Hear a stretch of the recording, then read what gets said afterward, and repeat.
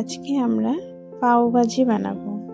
তার জন্য আমি ডিফারেন্ট টাইপ অফ ভেজিটেবলস কেটে নিয়েছি। এখানে গাজর, বিট, আলু, মটরশুঁটি, ফুলকপি, ক্যাপসিকাম, বিনস আছে।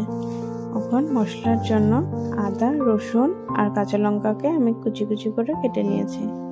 এখন একটা প্রেসার কুকারের মধ্যে সাদা তেল নিয়েছি, সাথে অল্প বাটার দিয়েছি। বাটারটা যখন মেল্ট হয়ে যাবে তখন আমরা অল্প জিরা ফোড়ন দিয়ে পেঁয়াজ দিয়ে দিব। তারপরে এক এক করে আদা, রসুন আর কাঁচা লঙ্কাটাকে দিয়ে ভালো করে ফ্রাই করব, যত সময় আমাদের এই মশলাগুলো ফ্রাই না হয়ে যায়। আর এটা আমরা লো স্টিমে ফ্রাই করব, না হলে পুড়ে যাবে মশলাটা। যখন ভালো করে ফ্রাই হয়ে তখন আগের থেকে কেটে রাখা টমেটোগুলো দিয়ে দিব। এখন আমি নুনটা দিব যেন টমেটোগুলো ভালো করে ফ্রাই হয়ে যায়।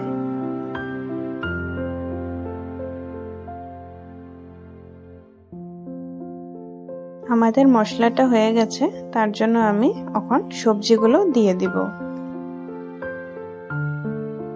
সবজিগুলো দিয়ে ভালো করে আমি আবার মশলার সাথে ভালো করে ফ্রাই করে নিব।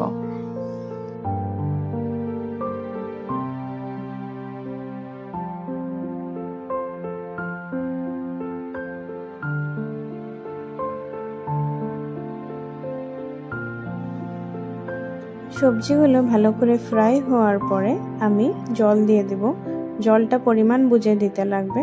তারপরে আমি প্রেসার কুকারের লিডটা লাগিয়ে 6 থেকে 7 সিটি দিব।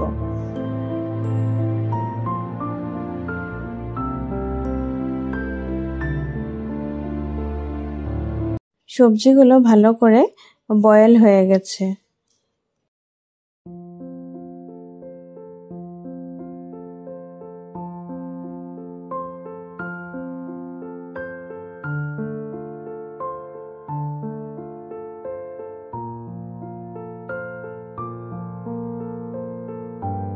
এখন আমি তড়কা দিব।